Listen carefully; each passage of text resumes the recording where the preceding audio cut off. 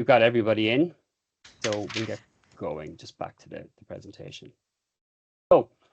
So in terms of today's agenda, I'll be kicking things off with a very quick overview of curbside management, what it means, and I'll give you some examples of good practices internationally that might help inform your own thinking into your own strategy. Payal will then take us through some detail of the recent curbside digitalisation trial that was undertaken by Dublin City Council, and that I hope will be of interest to yourselves in your own local authorities.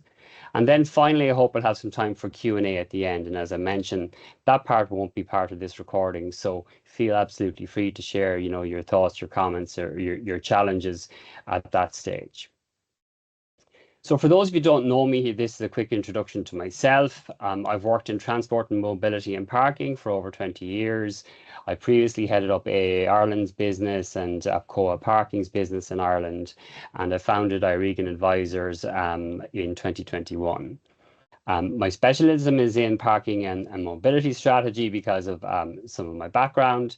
And outside of that area, Irigan Advisors also provides strategic support for public and private sector organizations in things like operational excellence, tender support, digital strategy, and of course, transport and mobility.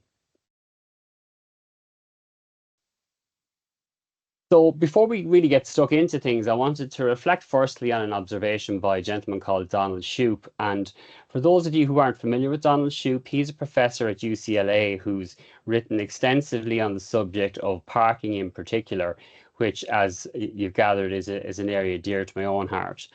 And obviously, parking is only one element of the curbside, but as we'll see, it's a very large and important element.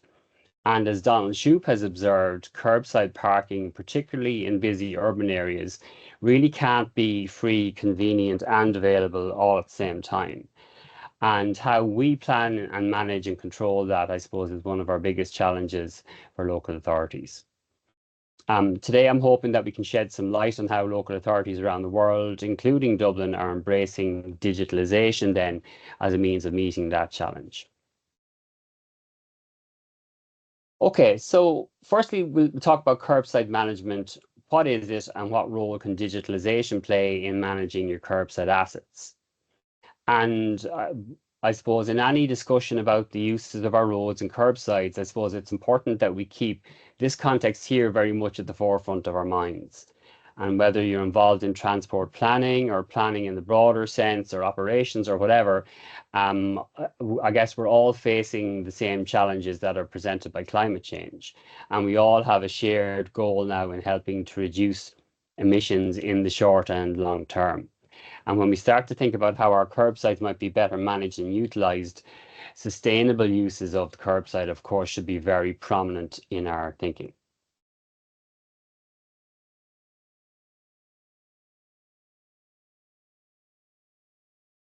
More people in. Okay, so what then is curbside management? Well, first of all, it's a concept that many cities globally have started to embrace in recent years, and that includes places like San Francisco, Philadelphia, Lambeth and Southwark in London, Toronto, Paris, Seattle, and of course Dublin. And broadly speaking, I suppose it can be broken down into two main areas: management of the curbside assets and management of the curbside activity. I'm sure most of you will be familiar with the different concepts shown here, but I suppose the aim of curbside management and curbside strategy is to tie all those elements together in a strategic, structured, and a planned way. And maybe just keep these different things in your mind as we go through the presentations, and particularly as we move on to Payal's talk. Okay. So in the next couple of slides, I wanted to very quickly touch on good practices from overseas that could help you if you're developing your own curbside strategy in an Irish context. And the first one, which is a really good example, is the Borough of Lambeth in London, where they published a curbside strategy in 2022 following a very detailed digital survey of their entire roadside or curbside assets and an extensive consultation exercise as well. And interestingly, what they found when they quantified the usage of their curbside in detail was that the vast majority of the curbside in Lambeth was designated for use by vehicles, whether that's for parking, whether it's for by double and single yellow lines, which of course there could be an element of parking involved as well. But only 6% of curbside in Lambeth was allocated for sustainable uses like active travel or public transport or whatever. And so then having established how the curbside was currently allocated and used, they developed that strategy in consultation with a wide range of stakeholders with a view to increasing that sustainable use proportion to 25%. And the various elements of that strategy are outlined in the infographics here. I won't go into that in detail, but I do recommend having a read of it, of that strategy, if it's an area of interest to you. And we'll share a link to that with the materials after the webinar. And again, I won't go through these case studies in too much detail, but again, there are some other good examples of how cities globally are taking different approaches to managing their streets and curbsides, whether it's the super block strategy in Barcelona or the pedestrianisation of the old town in Tallinn in Estonia, where they've really restricted vehicular access. Or indeed in New York, where they recently published a curbside strategy in September of last year. And there was a really insightful comment that I noted there in the preamble to that strategy, where they've highlighted that the curb space is valuable public space that should be for the benefit of everybody, all citizens, and not just those who own cars. And so finally then from me, what does a digitalized curbside look like, or what might that look like in the Irish context? And firstly, and this is what Payal will talk about in more depth shortly, it's about having a completely digital inventory of your curbside, which is really the starting point to developing any strategy, or making any key decisions about how your road space or curb space should be used into the future. And the second part of that is it's about managing your curbside activity digitally, which could include in the first instance full digitalization of all parking, whether that's parking paid at apps or through machines. That can be done, and those records can be maintained digitally now. It could also include digital access management for delivery vehicles or taxis, or indeed cars to certain areas of your cities and towns. It might include digital visibility of mobility hub usage, perhaps integrated with other platforms.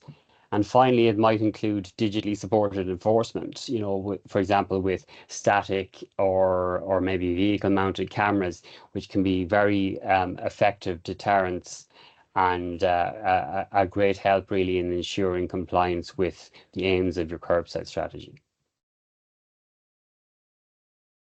So now I'm going to hand over to Payal, who I'm delighted to welcome to today's webinar. Payal is a project manager and business analyst with the Dublin City Council Smart Cities team, and she's led significant aspects of the curbside management project that she's going to talk about in a second.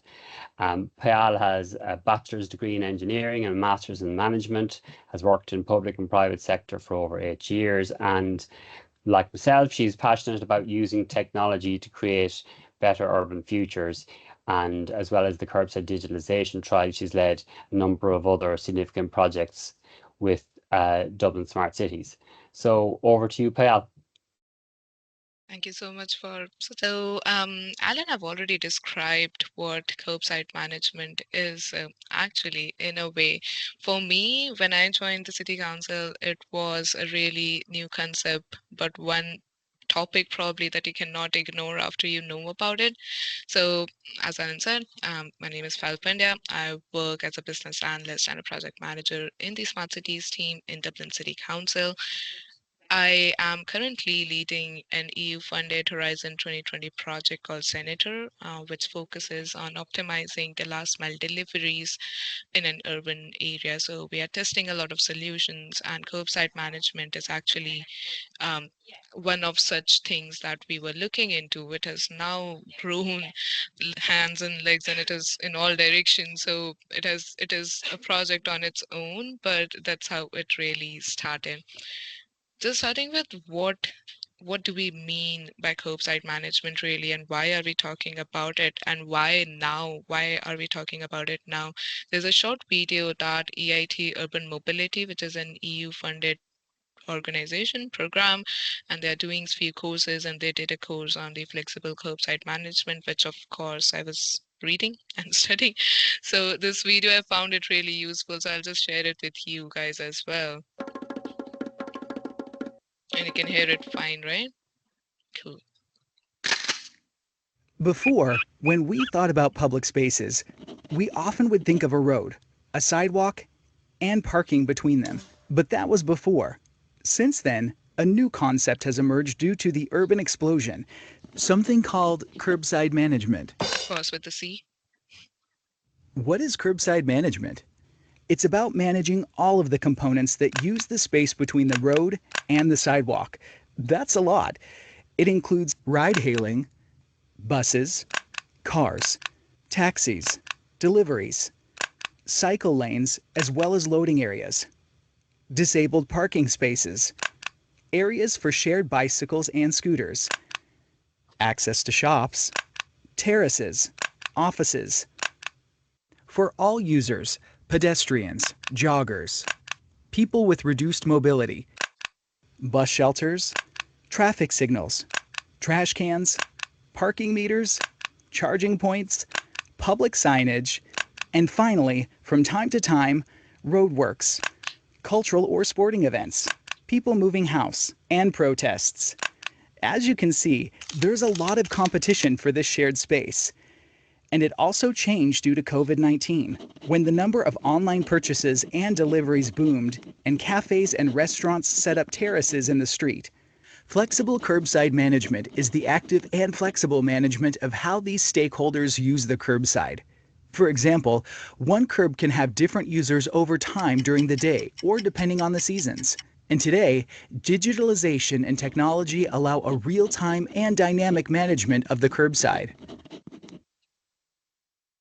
It's a vast and fascinating subject. We've created an online course that is available. Well, if you want to learn about the online course, I can talk about it at a later point as well.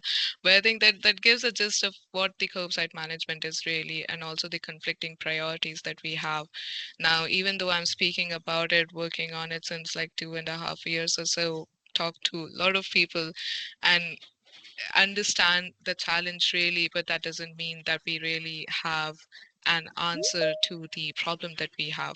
So there is a lot of going on. We have done a lot of things, but one thing that we have realized with time is that we might have to start from the very basics, and that is, for example, a data lab, for example, talking to these stakeholders, for example, just understanding what the challenge is really, because for each and every city, the challenges can be different as well. So that's where we started as well. We started asking ourselves that who are our stakeholders? Why, if we are talking about curbside, who is actually using this space?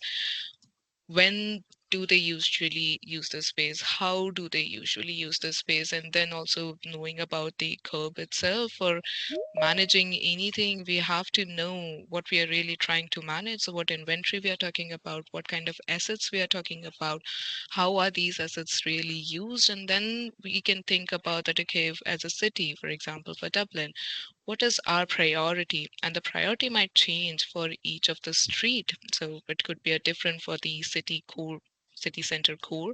It could be a different for the residential areas and so on. So that's where we really started just knowing the stakeholders. In 2021, May 2021, it is long ago, it doesn't feel like it, but we did like a big external stakeholder workshop, where we invited people mostly from actually Dublin City Council, but also a lot of logistic companies.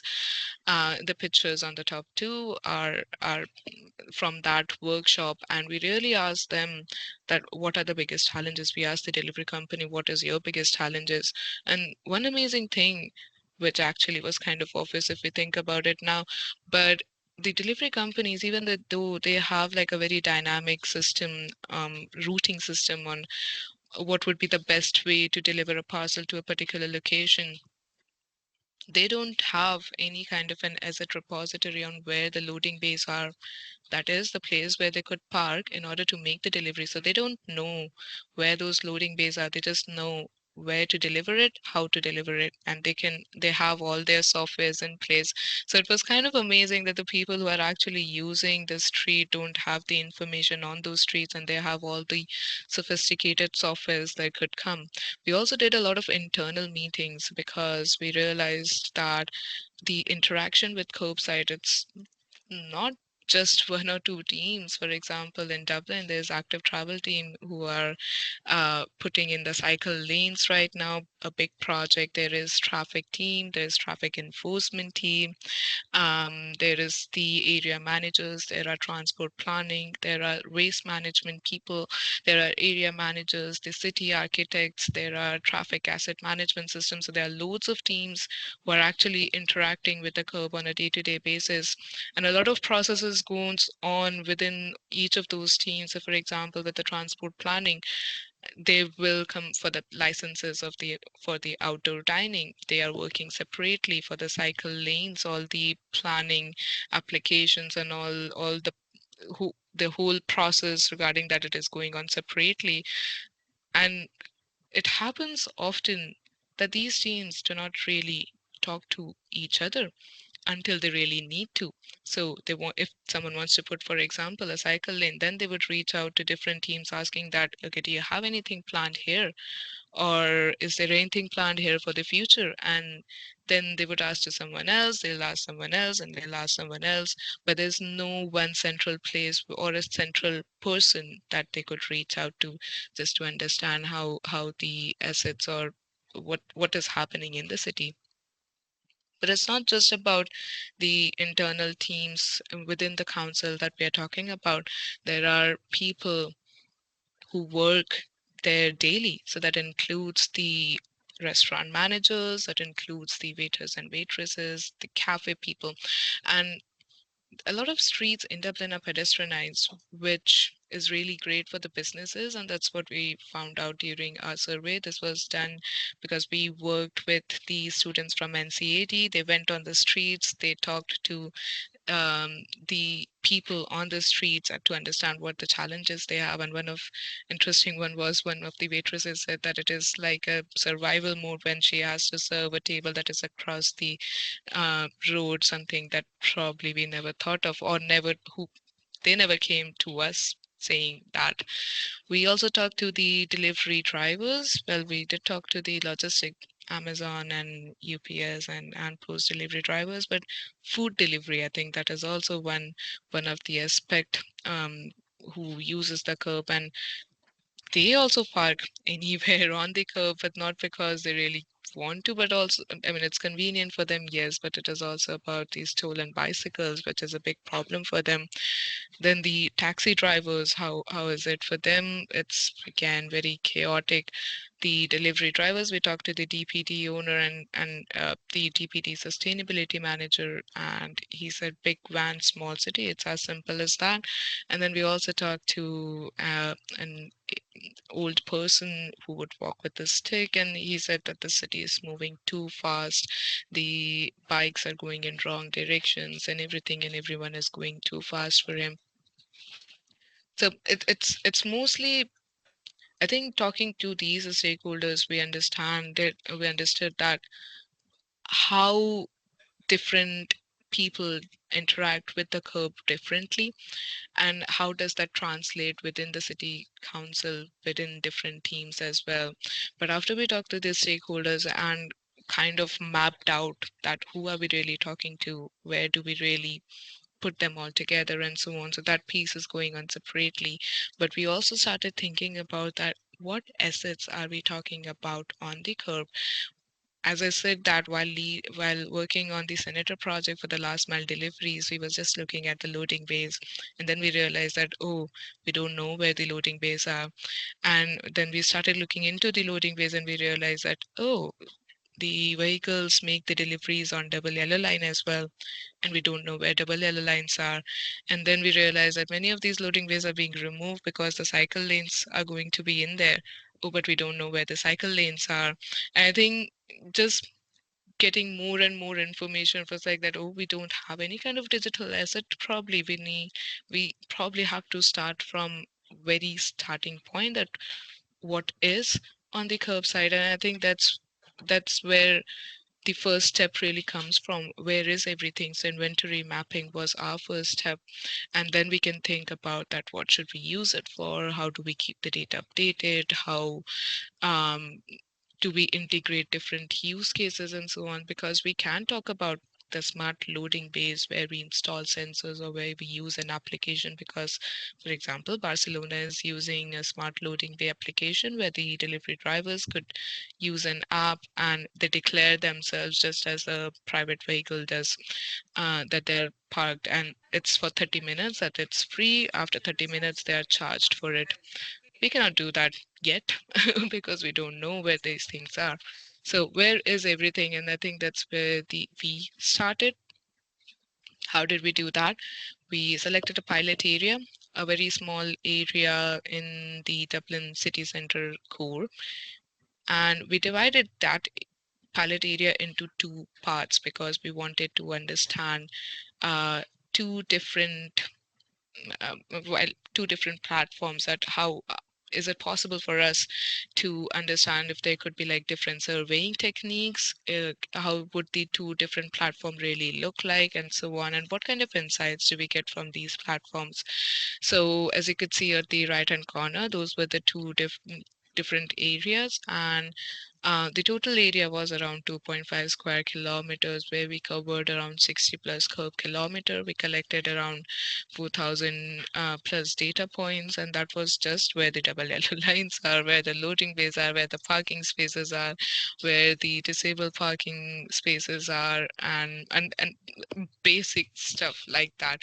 So what did we get out of it? Well, if we take a street, we can literally look at the street and we can say that, okay, here is the loading bay, here's the parking bay, there goes the cycle lane, and here's the bus stop, and what are their operating hours, and how much of it is used. So for example, we know that on weekdays at around 12 p.m., that is in afternoon, 8% of the total cup is designated for paid parking in that pilot area.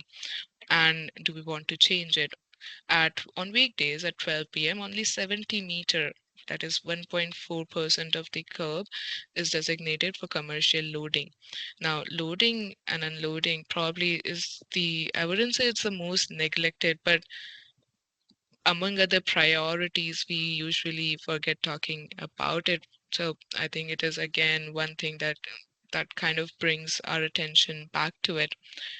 For, as I said, we didn't have any kind of a digital inventory with us, or if it was there, it was with very different people. Some of the double yellow lines are there since a very long time, and at that time, the platforms didn't exist, so the digital data didn't exist. And so we thought that if we have to do the survey, okay, let's start from scratch. So in the two areas, we tested two different surveying methods.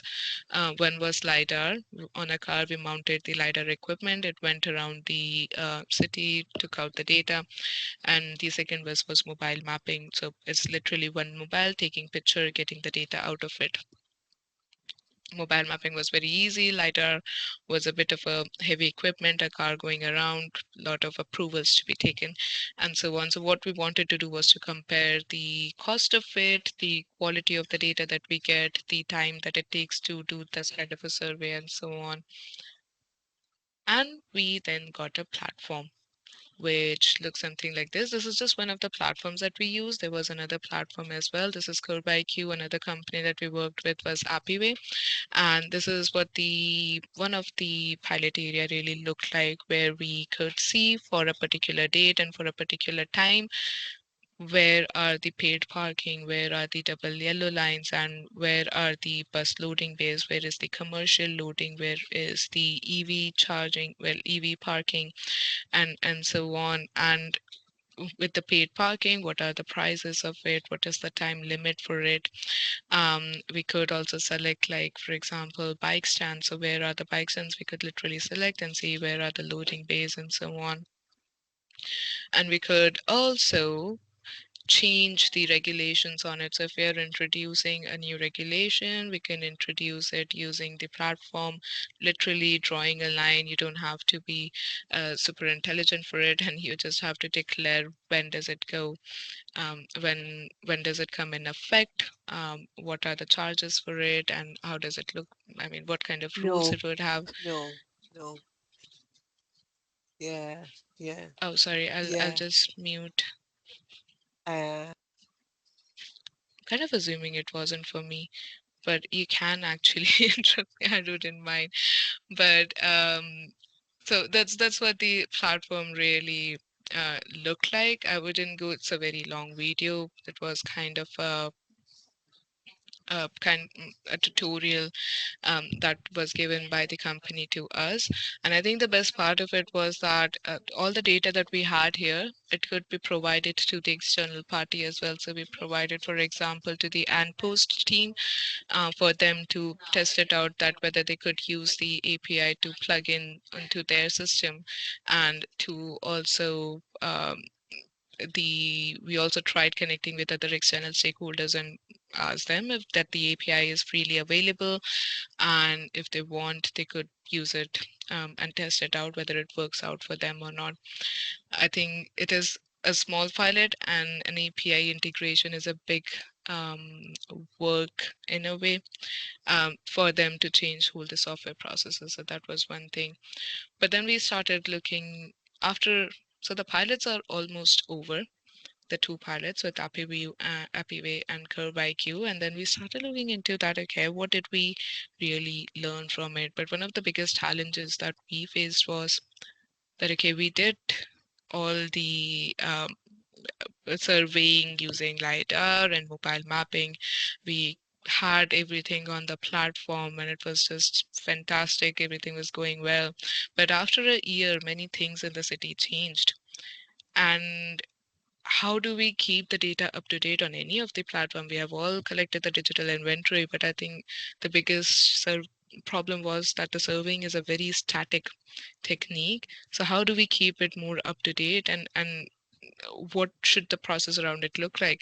So we started looking into it, and we thought that there could be three ways that we could do it.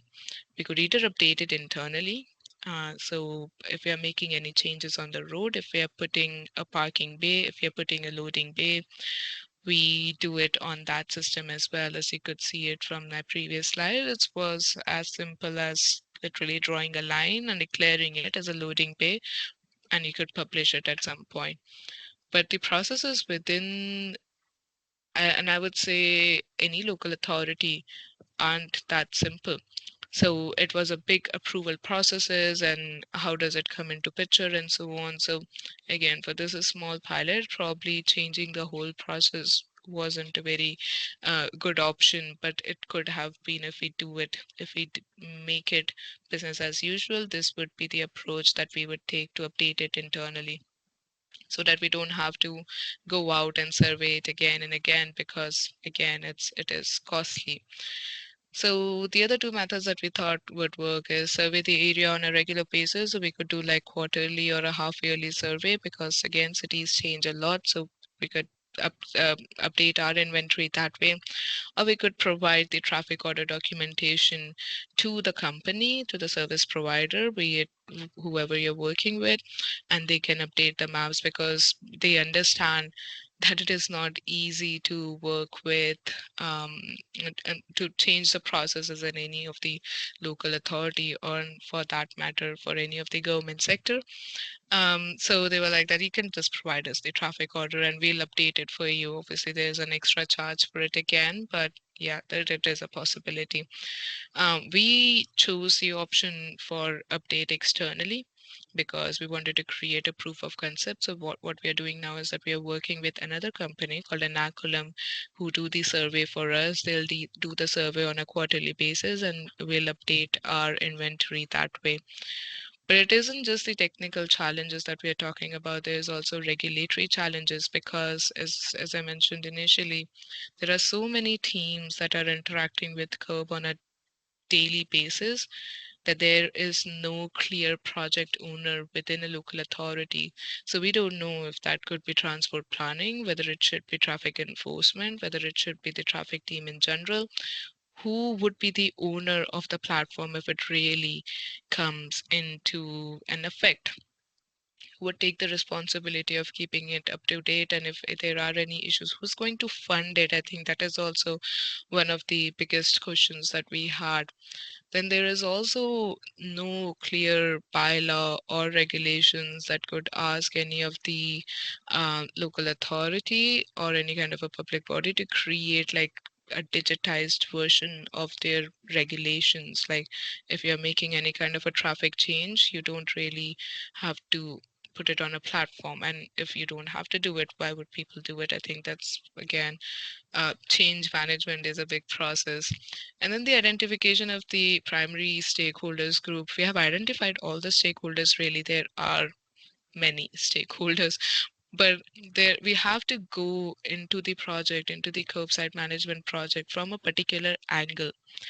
We cannot really, the scope is too wide for this, so we would have to look into that. What are we really focusing on? And I think that's again, one of the things that we thought about, that okay, how do we really do that? There are too many conflicting priorities and everything is important. We can't really put a particular work over the other.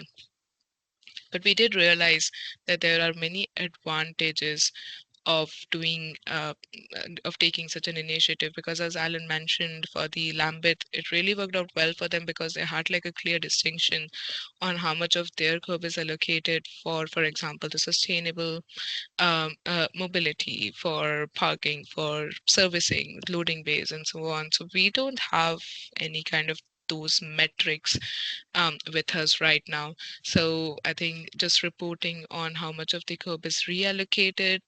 We are talking about decarbonized zone in each of the local area.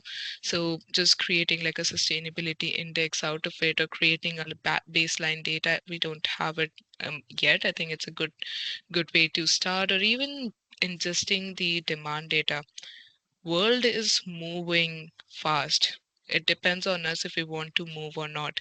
So we have to move with it. We are talking about autonomous vehicle, and we are talking about smart loading bays and smart parking and everything. But I think what we don't realize is that in order for all of those things to work, it is really important for us to have like a digital data layer on the base. Only then we can stack things up on it, and that's how it will really work. We cannot really go out and take the data again and again and again. It would be very expensive, um, time consuming, and resource consuming as well. So how do we really maintain it? I think that's the question that we are asking. It's not just us who are looking into it. um, Alan has already given many examples what we looked into, and there was there are so many articles at this point that I have read, so many strategies that it was difficult for me to pick like one or two. I spent like 2 hours. I was like, probably I'll just put like a main page of the strategy. So I just with the Seattle Department of Transport, they have made really good curbside prioritization matrix with changes. So they have defined like 6 priorities that would change for each of the location. So for the residential, there would be different priorities. For industrial, there would be different priorities. For commercial, it would be different. And it changes according to whatever the needs of the city is. And the same goes for Toronto as well. These are the cities that I have initially reached out to as well. They are on the same journey that we are, that they are just they started with just understanding the challenge, and then they did more and more and more and more, and they connected it with their policies and the regulations, and it all started with their simple climate action plan, as you could see it on the Seattle curbside management strategies. Well, it does say a climate plan because that's where, for all of the local authorities, it really started. A Department of Transport, it really started, and they also made like the curbside functions, the profile, what are the objectives, and they designed their strategy based on that. They are way ahead of us, but we do understand that their cities are different as well. Those are big cities with different pave lanes, and they have huge curbs, so we cannot really compare with them. Probably Lambeth would be much more comparable to us. But that's what the point is, I think, that for each of the city, that the things that we need is different, and the challenges are different, and our objectives are different. So I think we have to start somewhere. And I think that is from where just understanding the challenges, just understanding the curve. And I think in Ireland, we have started doing that. A recent strategy which is out for public consultation, which is National Demand Management Strategy, does talk about again curbside management, flexible curb space, including parking hierarchy and so on. And this project has also been selected as one of the Pathfinder projects, so under Pathfinder Program by Department of Transport, which was declared in 2022. And this was under again R&D section, so it's not like that we are doing like a big deployment, but we are looking into the problem and the solution, and to see if it could work really for the other cities in this project, and the last mile deliveries is one of them. We are also working on a curbside management study because, as I said, we are already almost done with most of our pilots. So now we are thinking of that. Does it link with the current policies? Again, stakeholder engagement. We have already done that. We have to understand our curbside functions. What is hierarchy for us for Dublin, and it could be again different for other cities. We'll look into the international best practices, and then we'll think about our own strategy, that if we really want this to work, how would it really look like? And would it make business sense for the council? Because there should be a proper return on investment if we really go into it. And I think this study would really explore that kind of an aspect. I think I did go a bit over time, but really appreciate you staying with me. But yeah, happy to take any questions that you might have. Thanks very much, Payal.